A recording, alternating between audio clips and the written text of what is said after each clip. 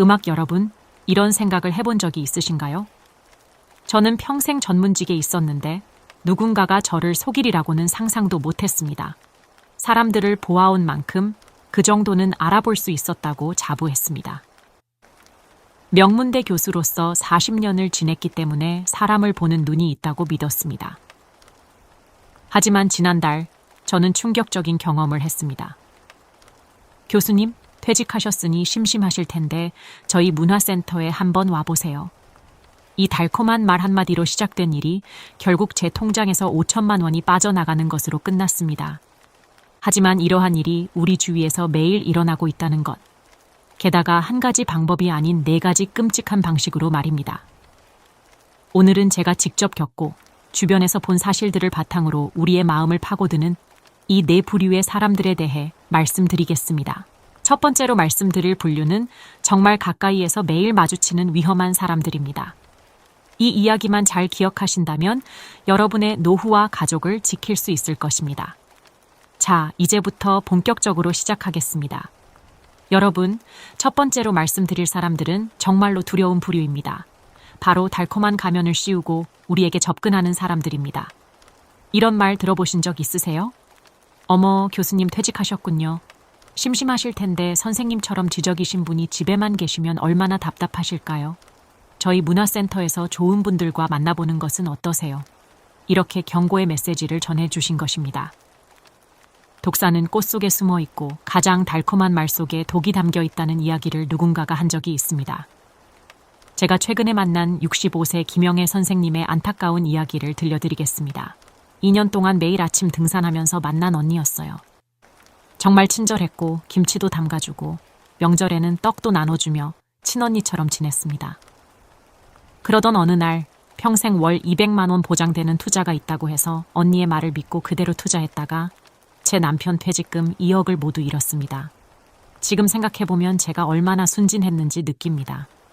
수십 년간 금융회사에서 일했기 때문에 그게 말도 안 되는 사기라는 걸 알고 있었죠. 그런데 왜 그 당시에는 그 언니의 말을 철석같이 믿었던 걸까요? 여전히 아이러니하게 생각합니다. 이렇게 교묘하게 우리의 마음속에 들어오는 사람들은 크게 2가지 방식으로 접근합니다. 첫 번째는 달콤한 칭찬으로 사람의 마음을 녹이는 것입니다. 처음에는 절대 돈 이야기를 하지 않습니다. 대신 6개월에서 1년 동안 정말 좋은 친구처럼 지내고 주변에 헌신적인 모습을 보이며 좋은 평판을 쌓아둡니다. 그리고 나서 우리의 약점을 정확히 파고듭니다. 외로울 거라 생각하고 매일 전화하고 선생님 같은 지식이 있는 분이 우리 모임에 오신 것은 영광입니다. 라고 칭찬을 통해 자존심을 세워줍니다. 2번째 방법은 불쌍한 연기로 우리의 동정심을 자극하는 것입니다. 갑자기 자녀의 병원비가 필요하다거나 전세금을 당장 마련해야 한다고 하며 극적인 위기 상황을 만들어냅니다. 만약 우리가 거절하면 평소 친했기 때문에 이렇게 냉정할 줄 몰랐다며 우리를 죄인으로 만듭니다. 특히 이런 말이 나올 때가 가장 위험한 순간입니다. 선생님, 사실 오늘 꼭 드릴 말씀이 있어서요. 선생님 같은 분께만 특별히 알려드리는 건데 여러분, 이런 말을 들으시면 그 자리에서 바로 대답하지 마세요. 가족들과 상의해보고 연락드리겠습니다. 라고 하시고 시간을 가지세요. 정말 좋은 정보라면 왜 우리에게만 특별히 알려주는 걸까요? 진정한 친구라면 왜 갑자기 돈 이야기를 꺼내는 걸까요? 율곡 선생님은 한 번의 진심 어린 도움이 충분하나 거짓된 호소는 1000번이어도 부족하다 라고 말씀하셨습니다. 여러분의 따뜻한 마음을 누군가의 이용 도구로 만들지 마세요. 때로는 차갑게 거절하는 것이 우리 자신과 가족을 지키는 가장 현명한 선택이 될 수 있습니다. 2번째로 위험한 유형은 불행한 이야기로 에너지를 빼앗는 사람들입니다. 태계 이황 선생님은 끊임없이 한숨 쉬는 이는 옆 사람의 웃음도 함께 앗아간다고 경고하셨습니다. 한번 이런 상황을 떠올려 보세요. 언니, 내 인생이 왜 이렇게 힘들기만 하냐. 애들은 엄마라고 따르지 않고 남편은 매일 늦게 들어오고 매일 이런 전화가 옵니다. 아침에도 점심에도 저녁에도 가끔 한밤중에 한숨 섞인 목소리로 끝없는 불행을 이야기합니다. 처음에는 안타까운 마음에 위로도 해주고 시간을 내서 이야기를 들어줍니다. 하지만 이런 통화가 하루에도 4번, 한 달이면 수십 번이죠. 최근 만난 김영희 씨의 이야기를 들려드리겠습니다. 20년 지기 친구예요. 처음엔 정말 진심으로 위로해주고 싶었지만 3년이 지나도 똑같은 이야기만 반복하더라고요. 해결 방법을 제안해도 안 돼, 그럴 수 없어 라며 거부합니다. 어느 순간에는 제 몸도 아프게 만듭니다. 이제는 전화벨 소리만 들어도 가슴이 답답해지고 음성 메시지를 듣고 있는 것만으로도 기운이 빠집니다. 이들 대화의 패턴은 정말 똑같습니다. 첫째, 자기 이야기만 합니다. 나 요즘 너무 힘들어로 시작해서 1시간을 쉬지 않고 말하죠. 우리가 고민을 털어놓으면 금방 말을 끊고 그래서 내가 말했잖아 하며 다시 자기 얘기로 돌아옵니다. 둘째, 해결책을 전혀 원하지 않습니다. 이렇게 해보면 어떨까 하고 제안하면 아니야, 그건 안 돼 라며 거부하죠. 그리고 가장 힘든 건 우리가 좋은 일이 있을 때입니다. 이번에 내 아들이 장학금을 받았어. 너는 좋겠다. 우리 애는 공부도 못하는데. 난 저번 달에 좋은 집으로 이사 갔어. 난 평생 반지에서 살아야 할 거야. 이렇게 긍정적인 상황을 한없이 슬픔으로 바꿔버리는 마법사 같은 사람들이죠. 주변에 한 분 정도는 이런 사람이 생각나시나요?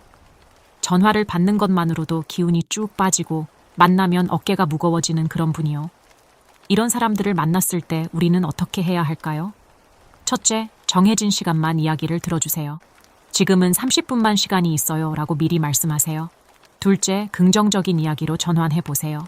자꾸 불행한 이야기를 꺼내면 오늘은 좋은 일만 이야기하자고 제안해보세요. 셋째, 여러분의 소중한 시간과 에너지를 지키세요. 늦은 밤 전화는 받지 않고 경계선을 정확히 그어야 합니다.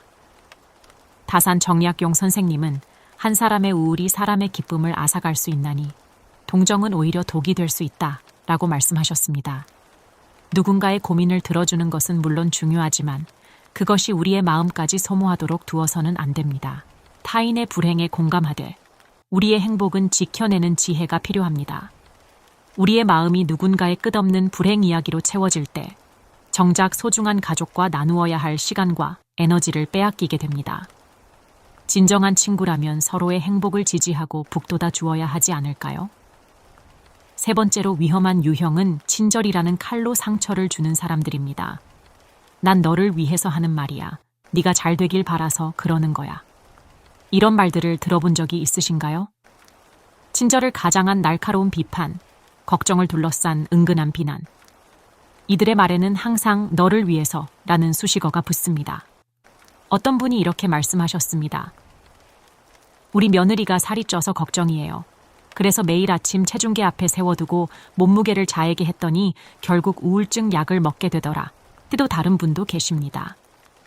넌 꼭 이런 식으로 일을 하니? 내가 너를 잘 되라고 하는 말인데 그래서 너 같은 직원들이 성공을 못하는 거야. 이런 사람들은 첫째, 자신의 의견을 진심 어린 조언처럼 포장합니다. 둘째, 상대의 반박을 배은망덕으로 몰아갑니다. 셋째, 거절하면 난 너 걱정해서 그런 건데라며 죄책감을 주죠. 특히 무서운 점은 이들의 말이 틀리지 않았을 수 있다는 겁니다. 살을 빼는 게 건강에 좋을 수도 있고 일하는 방식을 개선하는 것이 필요할 수도 있죠. 하지만 방법이 문제입니다. 진정한 조언은 상대의 마음을 헤아리고 적절한 시기와 장소를 선택하며 상대가 받아들일 준비가 되었는지 살피는 법입니다. 그런데 이들은 자신의 친절이라는 칼로 무방비 상태의 상대를 찌릅니다. 그리고 이 정도의 조언도 못 받아들인다면 오히려 상대를 탓하죠. 더욱 큰 문제는 이러한 사람들을 피하기 어렵다는 점입니다. 대부분 가족이나 직장 동료처럼 쉽게 관계를 끊을 수 없는 사람들입니다. 그래서 이들을 대할 때는 다음과 같은 원칙이 필요합니다. 첫째, 그들의 친절이 독이 될 수 있다는 것을 인식하세요. 둘째, 그렇게 생각하시는군요 라고 가볍게 넘기세요. 셋째, 죄책감을 느낄 필요가 없다는 것을 기억하세요. 기억하세요. 진정한 친절은 상처를 주지 않습니다. 상처를 주면서 친절을 강조하는 사람은 이미 친절하지 않은 사람들이랍니다. 이제 마지막으로 네 번째, 가장 교묘하게 우리의 마음을 아프게 하는 사람들에 대해 말씀드리겠습니다. 바로 은근한 무시로 자존심을 짓밟는 사람들입니다. 여러분, 이런 말 한 번쯤 들어보셨죠? 아이고, 선생님은 아직도 시장에서 장 보세요? 요즘 다들 백화점 식품관 가던데. 명품관에서 세일할 때 사면 되는데. 아, 죄송해요. 선생님은 모르시겠나요? 처음엔 저분이 좀 잘 사시나 보다 하고 넘기지만 모임에서 만날 때마다 이런 말들이 계속됩니다. 저희 며느리는 아기 교육 때문에 캐나다로 이민 가서 선생님은 아기 교육을 어떻게 하시나요? 명품 선물을 또 해줬네요. 선조들이 영어 유치원비가 너무 비싸서. 아이고, 선생님은 그런 고민 없으시겠네요. 무시하는 건지 자랑하는 건지 위로하는 건지 깎아내리는 건지 한마디 한마디가 가시가 되어 꼬입니다. 처음엔 저렇게 사는 사람도 있지 하고 넘기다가 점점 자신이 초라해지고 위축되어 급기야 새벽에 잠이 깨어 그날의 대화가 자꾸 떠오릅니다. 모임에 나가기 전부터 가슴이 답답해지고 옷장 앞에서 한참을 서성이게 되며 말 한마디 하기도 전에 움츠러듭니다. 태계 이황 선생은 궁궐의 쥐가 곳간에 쌀을 업실력이나 들지는 자유롭게 살아간다 라고 말씀하셨습니다. 여러분, 잠시 생각해 보세요. 진정한 부자는 누구일까요? 남의 눈치를 보며 명품을 들고 다니는 사람일까요? 아니면 시장에서 좋아하는 반찬을 골라 담으며 웃음을 짓는 사람일까요?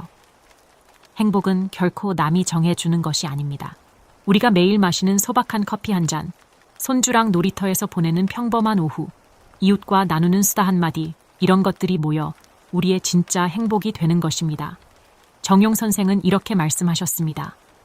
마음의 자유로움이 복이요, 비교하지 않음이 곧 행복이다. 누군가가 당신의 삶을 깎아내리려 할 때, 그건 그들의 불안한 마음이 밖으로 드러나는 것일 뿐입니다.